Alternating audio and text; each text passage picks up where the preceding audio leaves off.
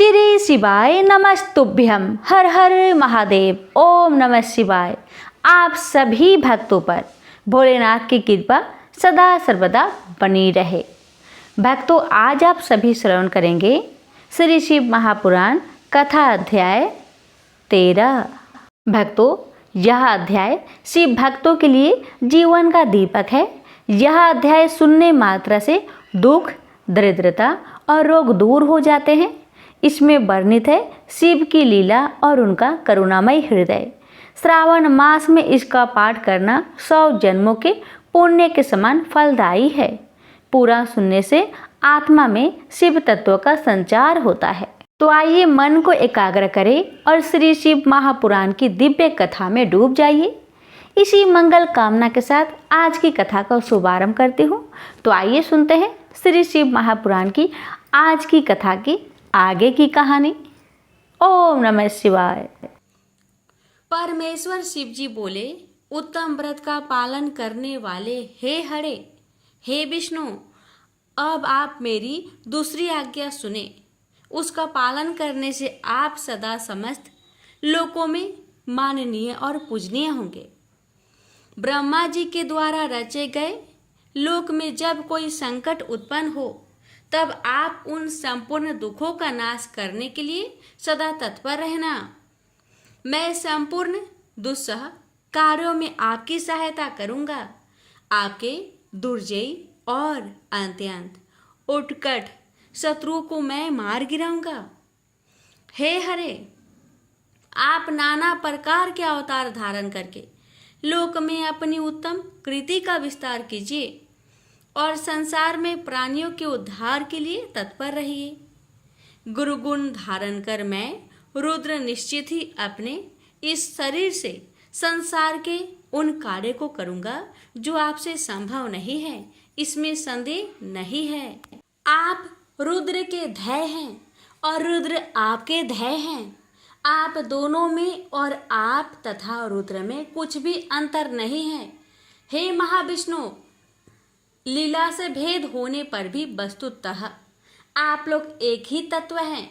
यह सत्य है, सत्य है, इसमें संशय नहीं है। जो मनुष्य रुद्र का भक्त होकर आपकी निंदा करेगा, उसका सारा पुण्य तत्काल भस्म हो जाएगा। हे पुरुषोत्तम विष्णु, आपसे देश करने के कारण उसको नरक में गिरना पड़ेगा। यह सत्य है, यह सत्य है, इसमें संशय नहीं है। आप इस लोक में मनुष्य के लिए विशेषतः भोग और मोक्ष प्रदान करने वाले और भक्तों को धैर्य तथा पूज्य होकर प्राणियों का निग्रह और अनुग्रह कीजिए। ऐसा कहकर भगवान शिव ने मेरा हाथ पकड़ लिया और श्री विष्णु को सौंपकर उनसे कहा, आप संकट के समय सदा इनकी सहायता करते रहे। सबके अध्यक्ष होकर आप सभी को भक्ति और मुक्ति प्रदान करें तथा सर्वदा समस्त कामनाओं के साधक एवं सर्वश्रेष्ठ बने रहे। हे हरे, यह मेरी आज्ञा है कि आप सबके प्रणव स्वरूप होइए और संकट काल आने पर निश्चय ही मेरे शरीर रूप उस रुद्र का भजन कीजिए। जो आपकी शरणों में आ गया, वह निश्चय ही मेरी शरणों में आ गया। जो मुझ में और आप में अंतर समझता है, वह अवश्य ही नरक में गिरता है। अब आप तीनों देवताओं के आयु बल को विशेष रूप से सुनिए। ब्रह्मा, विष्णु और शिव की एकता में किसी प्रकार का संदेह नहीं करना चाहिए। 1000 चतुर्युगों को ब्रह्मा का एक दिन कहा जाता है और उतनी ही उनकी रात्रि होती है। इस प्रकार क्रम से यह ब्रह्मा के एक दिन और एक रात्रि का परिमाण है। इस प्रकार के 30 दिनों का एक मास और 12 मासों का एक वर्ष होता है। 100 वर्षों के परिमाण को ब्रह्मा की आयु कहा गया है। ब्रह्मा के एक वर्ष के बराबर विष्णु का एक दिन कहा जाता है। वे विष्णु भी अपने 100 वर्षों के परमाण तक जीवित रहते हैं। विष्णु के एक वर्ष के बराबर रुद्र का एक दिन होता है। भगवान रुद्र भी उस मान के अनुसार नर रूप में 100 वर्ष तक स्थित रहते हैं। तदंतर शिव के मुख से एक श्वास निकलता है और जब तक वह निकलता रहता है तब तक वह शक्ति को प्राप्त कर पुनः जब निश्वास लेते हैं तब तक ब्रह्मा, विष्णु, शिव, गंधर्व, नाग और राक्षस आदि सभी देहधारियों के निश्वास और उच्छ्वास को बाहर और भीतर ले जाने की क्रम की संख्या है। सूर्यस्तंभ दिन रात में मिलाकर 21,100 गुना एवं 600 अर्थात 21,06,000 कही गई है। 6 उच्छ्वास और 6 निश्वास एक पल होता है। 60 पलों की एक घटी और 60 घटी परमान को एक दिन और रात्रि कहते हैं। सदा शिव के निश्वासों और उच्छ्वासों की गणना नहीं की जा सकती, अतः शिव जी सदैव प्रबुद्ध और अक्षय हैं। मेरी आज्ञा से तुम्हें अपने विविध गुणों के द्वारा सृष्टि के इस प्रकार के होने वाले कार्यों की रक्षा करनी चाहिए। ब्रह्मा जी बोले, हे देवर्षि, भगवान शिव का यह वचन सुनकर सबको बस में करने वाले भगवान विष्णु मेरे साथ विश्वनाथ को प्रणाम करके मंद स्वर में उनसे कहने लगे।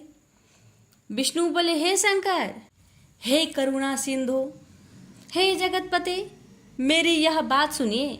मैं आपकी आज्ञा के अधीन रहकर यह सब कुछ करूँगा। आप ही मेरे सदा ध्येय होंगे, इसमें अन्यथा नहीं। मैंने पूर्व काल में भी आपसे समस्त सामर्थ्य प्राप्त किया था। हे स्वामीन, क्षण मात्र भी आपका श्रेष्ठ ध्यान मेरे चित्त से कभी दूर न हो। हे स्वामीन, मेरा जो भक्त आपकी निंदा करे उसे आप निश्चय ही नरकवास प्रदान करें। हे नाथ, जो आपका भक्त है वह मुझे अत्यंत प्रिय है। जो ऐसा जानता है उसके लिए मोक्ष दुर्लभ नहीं है। आज आपने निश्चय ही मेरी महिमा बढ़ा दी। यदि कभी कोई अवगुण आ जाए तो उसे क्षमा करे। ब्रह्मा जी बोले।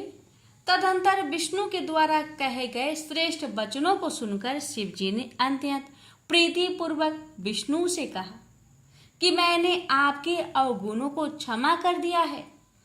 विष्णु से ऐसा कहकर उन कृपा निधि परमेश्वर ने कृपा पूर्वक अपने हाथों से हम दोनों के संपूर्ण अंगों का स्पर्श किया। स्वरदुह खहारी सदाशिव ने नाना प्रकार के धर्मों का उपदेश देकर हम दोनों के हित की इच्छा से अनेक प्रकार के वर दिए। इसके बाद भगवत वत्सल भगवान शंभु कृपा पूर्वक हमारी ओर देखकर हम दोनों के देखते देखते शीघ्र वही अंतर्ध्यान हो गए। तभी से इस लोक में लिंग पूजा का विधान प्रचलित हुआ, जिसमें पर्थ स्थित भगवान शिव भोग और मोक्ष देने वाले हैं। शिवलिंग की वेदी महादेव जी का स्वरूप है और लिंग साक्षात महेश्वर है। लय कारक होने के कारण ही इसे लिंग कहा गया है। इसी से संपूर्ण जगत स्थित रहता है। जो शिवलिंग के समीप स्थिर होकर नित्य इस लिंग के आख्यान को पढ़ता है वह 6 मास में ही शिवरूप हो जाता है। इसमें संदेह नहीं करना चाहिए। हे महामुने, जो शिवलिंग के समीप कोई भी कार्य करता है उसे पुण्य काल का वर्णन करने में समर्थ नहीं हूँ।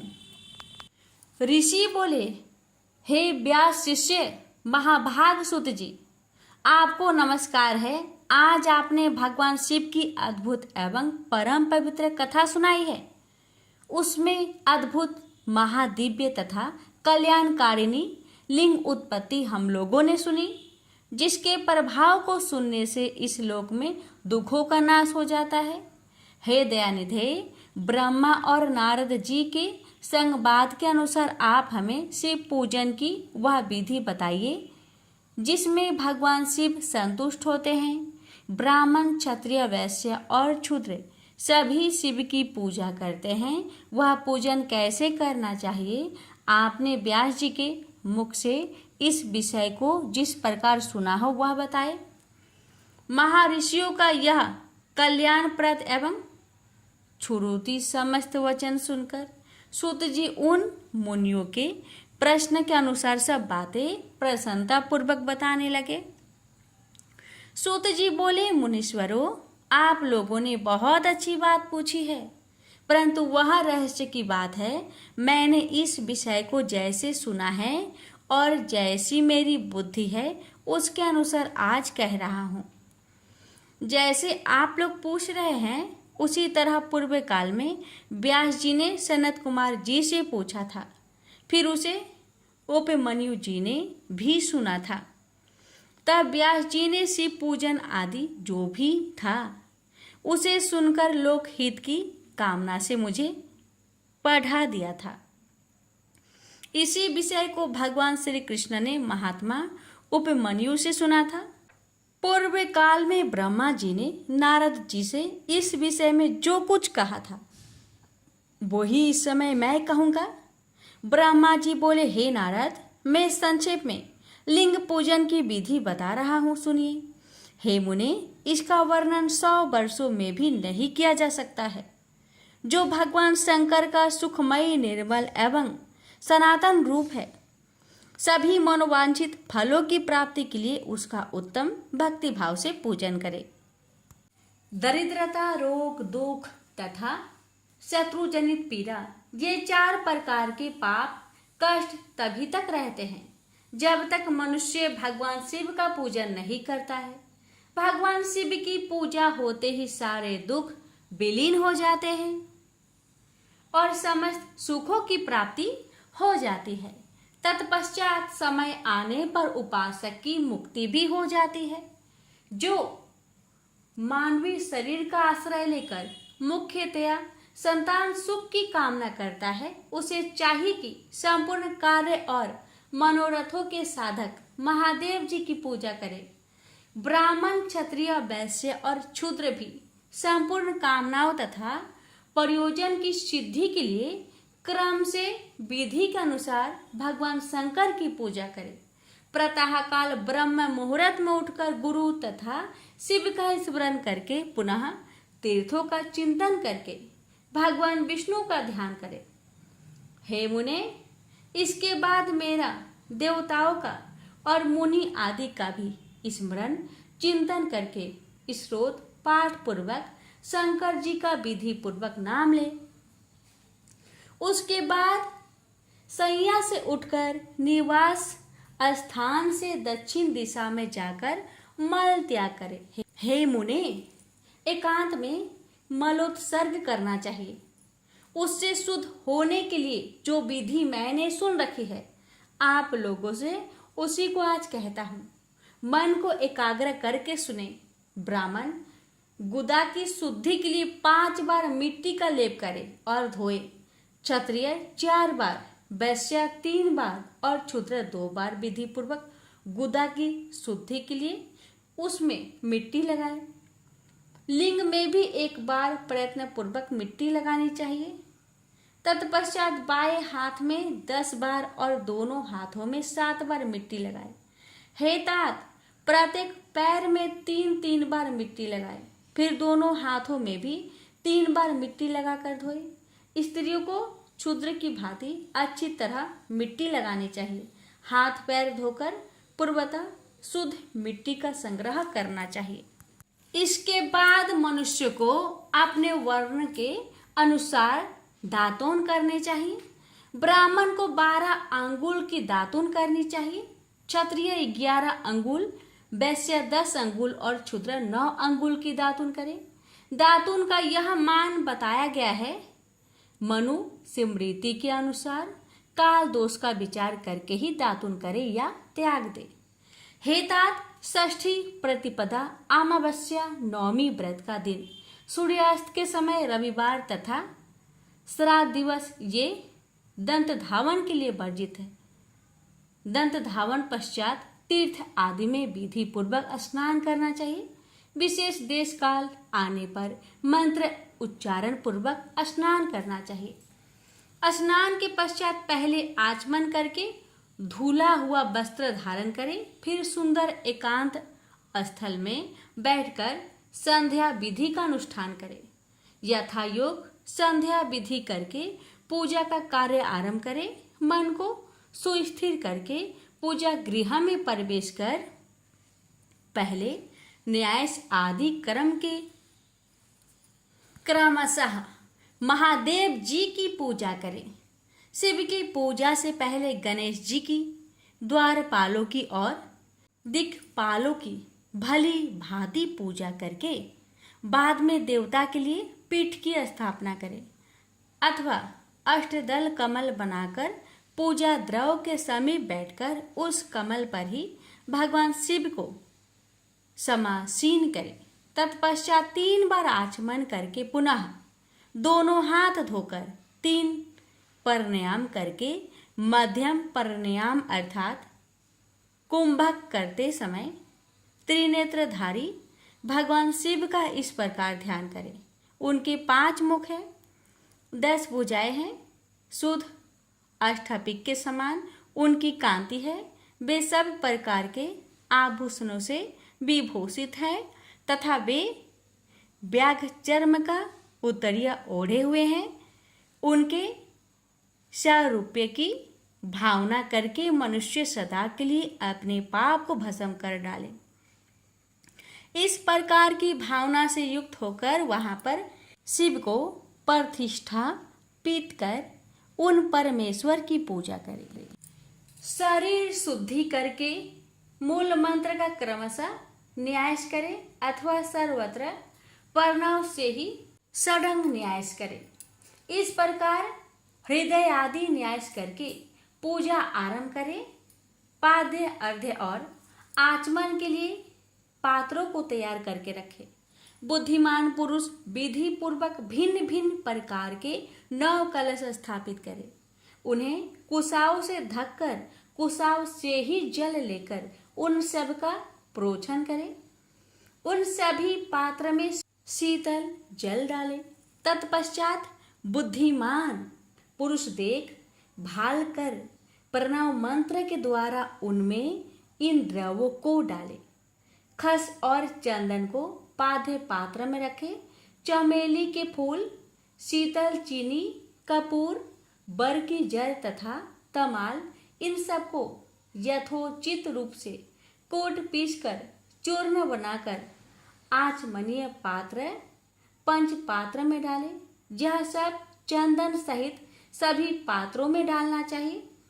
देवाधिदेव महादेव जी के पार्श्व भाग में नंदीश्वर का पूजन करें।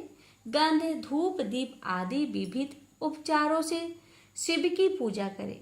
फिर प्रसन्नता पूर्वक लिंग शुद्धि करके मनुष्य उचित रूप से मंत्र समूहों के आदि में प्रणव तथा अंत में नमः पद जोड़कर उनके द्वारा इष्ट देव के लिए अपना प्रणव का उच्चारण करके श्वासित पद में आदि आसन की कल्पना करें। पुनः यह भावना करे कि इस कमल का पूर्वदल साक्षात अनिमा नामक ऐश्वर्य रूप तथा अविनाशी है। दक्षिण दल लघिमा है, पश्चिम दल महिमा है, उत्तर दल प्राप्ति है, अग्नि कोण का दल प्राकाम्य है, नैऋत्य कोण दल ईशित्व है, व्याय कोण का दल वसित्व है, ईशान कोण का दल सर्वज्ञत्व है और उस कमल की कर्णिका को सोम कहा जाता है। इसे सोम के नीचे सूर्य है, सूर्य के नीचे यह अग्नि है और अग्नि के भी नीचे धर्म आदि की क्रमशः कल्पना करें। इसके पश्चात चारों दिशाओं में अव्यक्त आदि की तथा सोम के नीचे तीनों गुणों की कल्पना करें। इसके बाद ओम सधोजातं प्रपधामि इत्यादि मंत्र से परमेश्वर शिव का आह्वान करके ओम वामदेवाय नमः इत्यादि वामदेव मंत्र से उन्हें आसन पर विराजमान करें। फिर ओम तत्पुरुषाय विद्महे इत्यादि रुद्र गायत्री द्वारा इष्ट देव का सानिध्य प्राप्त करके उन्हें ओम ओघरे भयोथ इत्यादि अघोर मंत्र से वहां निरुद्ध करे। तत्पश्चात ओम ईशान सर्व विधानाम इत्यादि मंत्र से आराध्य देव का पूजन करे। पाद्य और आचमनीय अर्पित करके अर्घ्य दे। तत्पश्चात गंध और चंदन मिश्रित जल से विधि पूर्वक रुद्रदेव को स्नान कराए। फिर पंचगव्य निर्माण की विधि से पांचों द्रव को एक पात्र में लेकर प्रणव से ही अभिमंत्रित करके उन मिश्रित गव्य पदार्थों द्वारा भगवान को स्नान कराए। तत्पश्चात पृथक पृथक दूध, दही, मधु, गन्ने के रस तथा घी से नहलाकर समस्त अभिष्टों के दाता और हितकारी पूजनीय महादेव जी का प्रणव के उच्चारण पूर्वक पवित्र द्रव द्वारा अभिषेक करे। साधक श्वेत वस्त्र से उस जल को यथोचित रिधि से छान ले और पवित्र जल पात्र में मंत्र उच्चारण पूर्वक जल डाले। जल धारा तब तक बंद ना करे जब तक इष्ट देव को चंदन ना चढ़ाए। तब सुंदर अक्षत द्वारा प्रसन्नता पूर्वक शंकर जी का पूजा करे। उनके ऊपर कोस, आपामार्ग, कपूर, चमेली, चंपा, गुलाब, श्वेत, कनेर, बेला, कमल और उत्पल आदि भांति भांति के अपूर्व पुष्प एवं चंदन से उनकी पूजा करे। परमेश्वर शिव के ऊपर जल की धारा गिरती रहे, इसकी भी व्यवस्था करे। जल से भरे भांति भांति के पात्र द्वारा महेश्वर को स्नान कराए। इस प्रकार मंत्र उच्चारण पूर्वक समस्त फलों को देने वाली पूजा करनी चाहिए। हेताज अब मैं आपको समस्त मनोवांछित कामनाओं की सिद्धि के लिए उन पूजा संबंधी मंत्र को भी संक्षेप में बता रहा हूँ, सावधानी के साथ सुनिए। पाव मान मंत्र से, वाडंग में इत्यादि मंत्र से, रुद्र मंत्र से, नील रुद्र मंत्र से, सुंदर एवं शुभ पुरुष सूक्त से, श्री सूक्त से, सुंदर आठ वार्षिक मंत्र से, आ नो भद्रा इत्यादि शांति मंत्र से, शांति संबंधी दूसरे मंत्रों से, भारुंड मंत्र और आरुण मंत्रों से, अर्थाभीष्ट शाम तथा देवव्रत शाम से, अभि तवांग इत्यादि रथांतर शाम से, पुरुष सूक्त से, मृत्युजय मंत्र से तथा पंचाक्षर मंत्र से पूजा करें। 1 सहस्त्र अथवा 101 जल धाराएं वैदिक विधि से शिव के नाम मंत्र से प्रदान करें। तदंतर भगवान शंकर के ऊपर चंदन और फूल आदि चढ़ाए। प्रणव से तांबूल आदि अर्पित करें। इसके बाद जो अष्टभिक मणि के समान निर्मल, निष्कल, अविनाशी, सर्वलोक कारण, सर्वलोकमयी परम देव है, जो ब्रह्मा, इंद्र, उपेंद्र, विष्णु आदि देवताओं को भी गोचर न होने वाले वेद वेता विद्वानों के द्वारा वेदांत में मन वाणी से अगोचर बताए गए हैं, जो आदि मध्य अंत से रहित समस्त रोगियों के लिए औषध रूप शिव तत्व के नाम से विख्यात तथा शिवलिंग के रूप में प्रतिष्ठित है। उन भगवान शिव का शिवलिंग के मस्तक पर प्रणव मंत्र से ही पूजन करें। धूप, दीप, नैवेद्य, सुंदर तांबूल, सुरमई आरती, स्रोतों तथा नाना प्रकार के मंत्र एवं नमस्कार द्वारा यथोक्त विधि से उनकी पूजा करें।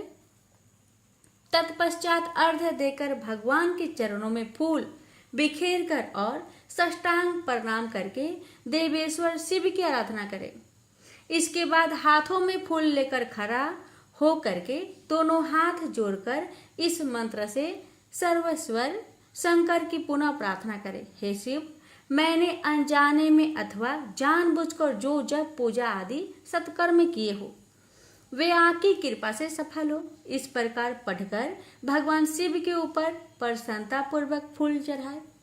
तत्पश्चात स्वास्थ्य वाचन करके नाना प्रकार की आंशी प्रार्थना करें। फिर शिव के ऊपर मार्जन करना चाहिए।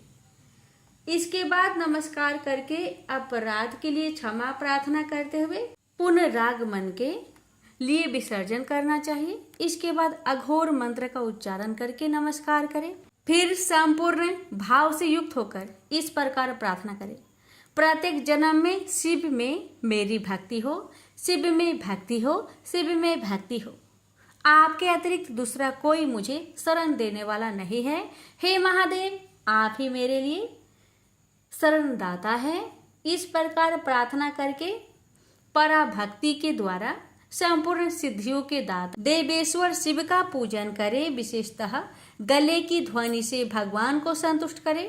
तत्पश्चात परिवार जनों के साथ नमस्कार करके अनुपम प्रसन्नता प्राप्त करके समस्त लौकिक कार्य सुखपूर्वक करता रहे। जो इस प्रकार शिव भक्ति परायण होकर प्रतिदिन पूजन करता है, उसे अवश्य ही पग पग पर सब प्रकार की सिद्धि प्राप्त होती है। वह उत्तम वक्ता होता है तथा उसे मनोवांछित फल की निश्चय ही प्राप्ति होती है। रोग, दुख, शोक, दूसरे के निमित्त से होने वाला उद्वेग, कुटिलता, विष तथा अन्य जो जो कष्ट उपस्थित होता है, उसे कल्याणकारी परम शिव अवश्य नष्ट कर देते हैं। उस उपासक का कल्याण होता है। जैसे शुक्ल पक्ष में चंद्रमा बढ़ता है, वैसे ही शंकर की पूजा से उसमें अवश्य ही सद्गुणों की वृद्धि होती है। हे मुनिश्रेष्ठ, इस प्रकार मैंने शिव की पूजा का विधान आपको बताया। हे नारद, अब आप और क्या पूछना तथा सुनना चाहते हैं? नारद जी बोले, हे ब्राह्मण, हे प्रजापति, हे तात, आप धन्य हैं क्योंकि आपकी बुद्धि भगवान शिव में लगी हुई है। हे विधेय, आप पुनः इसी विषय का सम्यक प्रकार से विस्तार पूर्वक मुझे वर्णन कीजिए। ब्रह्मा जी बोले, हे तात, एक समय की बात है। कमल से उत्पन्न होने वाले मैंने चारों ओर से ऋषियों और देवताओं को बुलाकर प्रेम पूर्वक सुंदर और मधुर वाणी में कहा, यदि आप सब नित्य सुख प्राप्त करने की इच्छा रखते हैं और नित्य अपने मनोरथ की सिद्धि चाहते हैं, तो मेरे साथ क्षीर सागर तट पर आए। इस वचन को सुनकर वे सब मेरे साथ वहां पर गए जहां सर्व कल्याणकारी भगवान विष्णु निवास करते हैं। हे मुने, वहां पर जाकर सभी देवता भगवान जगन्नाथ, देवेश्वर, जनार्दन, विष्णु को हाथ जोड़कर प्रणाम करके खड़े हो गए। ब्रह्मा आदि उन उपस्थित देवताओं को देखकर मन में शिव के चरण कमल का स्मरण करते हुए विष्णु कहने लगे। विष्णु जी बोले, हे ब्रह्मादि देवों और ऋषियों, आप लोग यहाँ किस लिए आए हुए हैं? प्रेम पूर्वक सब कुछ कहिए। इस समय कौन सा कार्य आप रहा है? भगवान विष्णु द्वारा ऐसा पूछने पर मैंने उन्हें प्रणाम किया और उपस्थित उन सभी देवताओं से कहा कि इस समय आप सबके आने का क्या प्रयोजन है, इसका निवेदन आप सब करें। देवता बोले, हे विष्णु, किसकी सेवा है जो सभी दुखों को दूर करने वाली है, जिसको कि हमें नित्य करना चाहिए। देवताओं का यह वचन सुनकर भक्तवत्सल भगवान विष्णु देवताओं सहित मेरी प्रसन्नता के लिए कृपा पूर्वक यह वाक्य कहने लगे। श्री भगवान बोले, हे ब्राह्मण, देवों के साथ आपने पहले भी इस विषय में सुना है, किंतु आज पुनः आपको और देवताओं को बता रहा हूँ।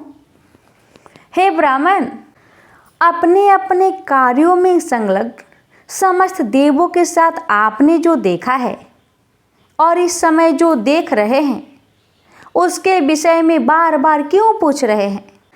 सभी दुखों को दूर करने वाले शंकर जी की ही सदा सेवा करनी चाहिए। यह बात स्वयं ही उन्होंने विशेषकर मुझसे और ब्रह्मा से भी कही थी। इस अद्भुत दृष्टांत को आप सब लोगों ने भी देखा है, अतः सुख चाहने वाले लोगों को कभी भी उनका पूजन नहीं छोड़ना चाहिए। देवेश्वर भगवान शंकर के लिंग मूर्ति रूप महेश्वर का त्याग करके अपने बंधु बांधवों सहित तार पुत्र नष्ट हो गए।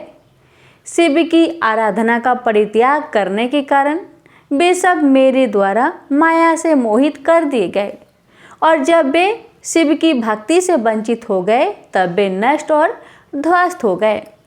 अतः हे देव सतम, लिंग मूर्ति धारण करने वाले भगवान शंकर की विशेष श्रद्धा के साथ सदैव पूजा और सेवा करनी चाहिए। शिव लिंग की पूजा करने से ही देवता, दैत्य, हम और आप सभी श्रेष्ठता को प्राप्त कर सकते हैं। हे ब्राह्मण, आपने उसे कैसे भुला दिया? इसलिए जिस किसी भी तरह से भगवान शिव के लिंग का पूजन नित्य करना ही चाहिए। हे ब्राह्मण, सभी मनोकामनाओं की पूर्ति के लिए देवताओं को भगवान शिव की पूजा करनी चाहिए। वही मनुष्य के जीवन की बहुत बड़ी हानि है, वही उसके चरित्र का बहुत बड़ा छिद्र है, वो ही उसकी अंधता और वही मूर्खता है।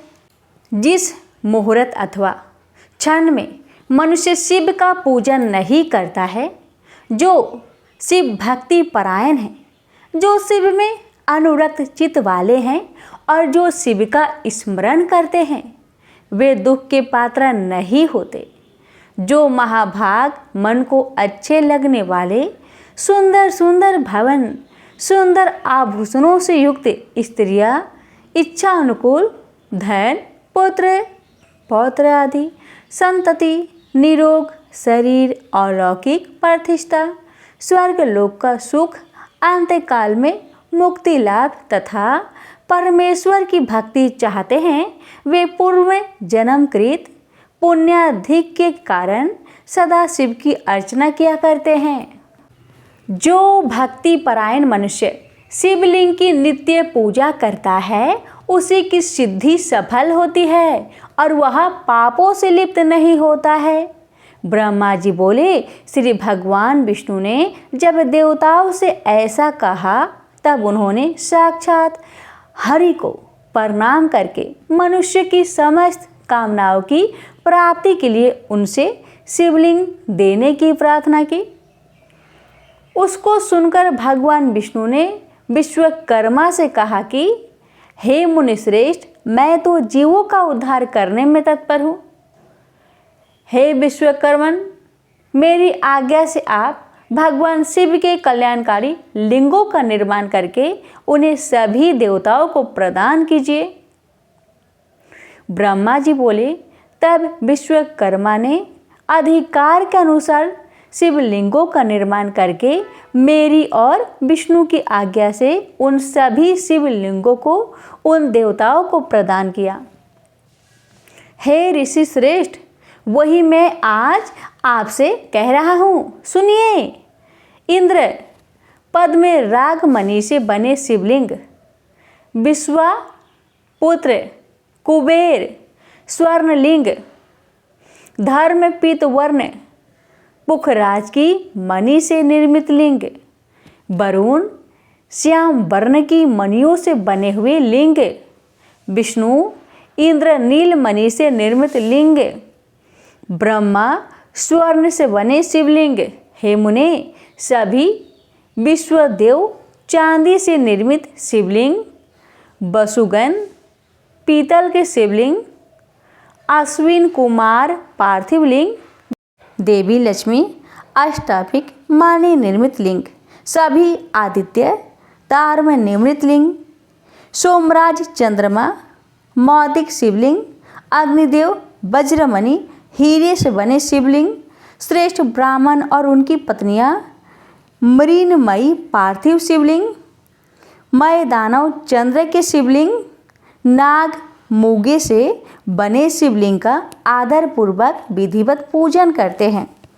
देवी दुर्गा मक्खन से बने हुए शिवलिंग, योगी भस्म निर्मित शिवलिंग, यक्ष दधि निर्मित शिवलिंग तथा छाया चावल के आटे के पीठे से बने हुए शिवलिंग की विधिवत पूजा करती है। ब्राह्मणी देवी रत्नमयी शिवलिंग की पूजा करती है। बानासुर पारे से बने शिवलिंग तथा दूसरे लोग मिट्टी आदि से बनाए गए पार्थिव शिवलिंग का विधिवत पूजन करते हैं। विश्वकर्मा ने इसी प्रकार के शिवलिंग देवताओं और ऋषियों को भी दिए, जिनकी पूजा वे सभी देवता और ऋषि सदैव करते रहते हैं। देवताओं की हित कामना के लिए विष्णु ने उन्हें शिवलिंग प्रदान करके मुझ ब्रह्मा से शिव का पूजन विधान भी बताया।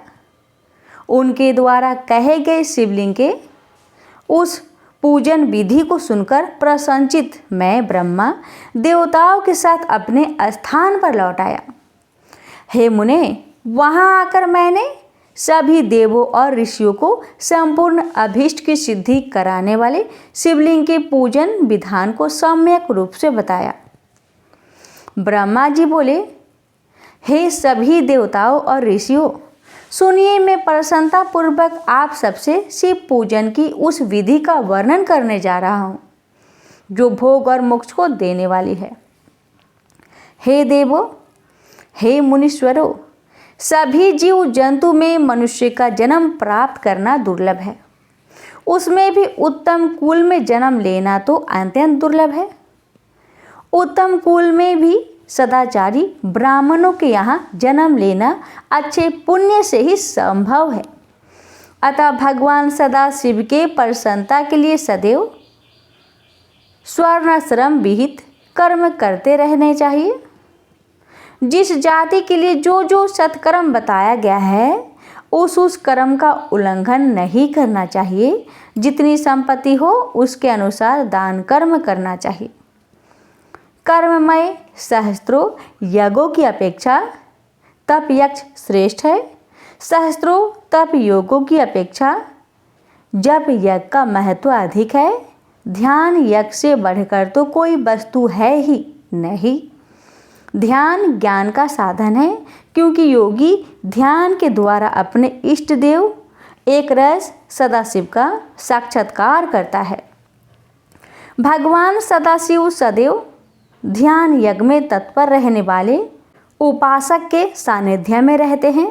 जो विज्ञान से संपन्न है उनकी शुद्धि के लिए किसी प्रायश्चित आदि की आवश्यकता नहीं है। प्रतिमा का पूजन तब तक करते रहना चाहिए जब तक विज्ञान पर ब्रह्मा परमेश्वर का ज्ञान प्राप्त नहीं हो जाता। बिना ज्ञान प्राप्त किए ही जो प्रतिमा का पूजन छोड़ देता है उसका निश्चित ही पतन होता है। हे ब्राह्मणों, इस कारण आप लोग परमार्थ रूप से सुने। अपनी जाति के अनुसार शास्त्रों में जो कर्म बताया गया है उसे प्रयत्न पूर्वक करना चाहिए। जहाँ जहाँ जैसी भक्ति हो वहाँ वहाँ तदनुरूप पूजन आदि कर्म करना चाहिए, क्योंकि पूजन दान आदि के बिना पाप दूर नहीं होता। जब तक शरीर में पाप रहता है तब तक सिद्धि की प्राप्ति नहीं होती। पाप के दूर हो जाने पर उसका सब कुछ सफल हो जाता है। जिस प्रकार मलिन वस्त्र में रंग बहुत सुंदर नहीं चढ़ता, किंतु उसे भली प्रकार से धोकर स्वच्छ कर लेने पर पूरा रंग अच्छी तरह से चढ़ता है, ठीक उसी प्रकार देवताओं की विधिवत पूजा करने से जब निर्मल शरीर में ज्ञान रूपी रंग चढ़ता है तब जाकर उस ब्रह्म विज्ञान का प्रादुर्भाव होता है। विज्ञान का मूल अनन्य भक्ति है और ज्ञान का मूल भी भक्ति ही कही जाती है। भक्ति का मूल सत्कर्म और अपने इष्ट देव आदि पूजन है और उसका मूल सतगुरु कहे गए हैं और उन सदगुरु का मूल संगति है। संगति से सदगुरु को प्राप्त करना चाहिए। सदगुरु से प्राप्त मंत्र से देव पूजन आदि सत्कर्म करने चाहिए, क्योंकि देव पूजन से भक्ति उत्पन्न होती है और उस भक्ति से ज्ञान का प्रादुर्भाव होता है। ज्ञान से पर ब्रह्मा के प्रकाशक विज्ञान का उदय होता है। जब विज्ञान का उदय हो जाता है तब भेद बुद्धि स्वतः ही नष्ट हो जाती है। समस्त भेदों के नष्ट हो जाने पर द्वंद्व दुख भी नष्ट हो जाते हैं। द्वंद्व दुख से रहित हो जाने पर वह साधक शिव स्वरूप हो जाता है। हे देव ऋषियों, द्वंद्व के नष्ट हो जाने पर ज्ञानी को सुख दुख की अनुभूति नहीं होती और विहित अविहित का परपंच भी उसके लिए नहीं रह जाता। इस संसार में ऐसा गृहस्थ श्रम रहित प्राणी बिरला ही होता है। यदि लोक में कोई हो तो उसके दर्शन मात्र ही पाप नष्ट हो जाते हैं। सभी तीर्थ देवता और मुनि भी उसके प्रकार के पर ब्रह्ममयी शिव स्वरूप परम ज्ञानी की प्रशंसा करते रहते हैं। वैसे ना तो तीर्थ है न मिट्टी और पत्थर से बने देवता ही हैं। वे तो बहुत समय के बाद पवित्र करते हैं, किंतु विज्ञानी दर्शन मात्र से पवित्र कर देता है। जब तक मनुष्य गृहस्थ आश्रम में रहे तब तक प्रेम पूर्वक उसे 5 देवताओं गणेश, सूर्य, विष्णु, शिव तथा देवी की और उनमें भी सर्वश्रेष्ठ भगवान सदा शिव की प्रतिमा का पूजन करना चाहिए अथवा मात्र सदा शिव की ही पूजा करनी चाहिए। एकमात्र वे ही सबके मूल कहे गए हैं। हे देवो, जैसे मूल यानी जड़ के सींचे जाने पर सभी शाखाएं स्वतः तृप्त हो जाती है, वैसे ही सर्वदेवमयी सदा शिव के ही पूजन से सभी देवताओं का पूजन हो जाता है और वे प्रसन्न हो जाते हैं। जैसे वृक्ष की शाखाओं के तृप्त होने पर अर्थात उन्हें सींचने पर कभी भी मूल की तृप्ति नहीं होती, वैसे ही मुनिश्रेष्ठों, सभी देवताओं के तृप्त होने पर शिव जी भी तृप्त नहीं होते। ऐसा सूक्ष्म बुद्धि वाले लोगों को जानना चाहिए। शिव के पूजित हो जाने पर सभी देवताओं का पूजन स्वतः ही हो जाता है। अतः सभी प्राणियों के कल्याण में लगे हुए मनुष्य को चाहिए कि वह भी कामनाओं की फल प्राप्ति के लिए संसार का कल्याण करने वाले भगवान सदाशिव की पूजन करे। प्रेम से बोलिए ओम नमः शिवाय, हर हर महादेव। भगवान कथा सुनने वाले, कथा कहने वाले सभी भक्तों की हर मनोकामना को पूर्ण करे। जय भोलेनाथ। भक्तों, आज के लिए यहीं तक। इसकी आगे की कथा कल के वीडियो में अवश्य सुनिएगा।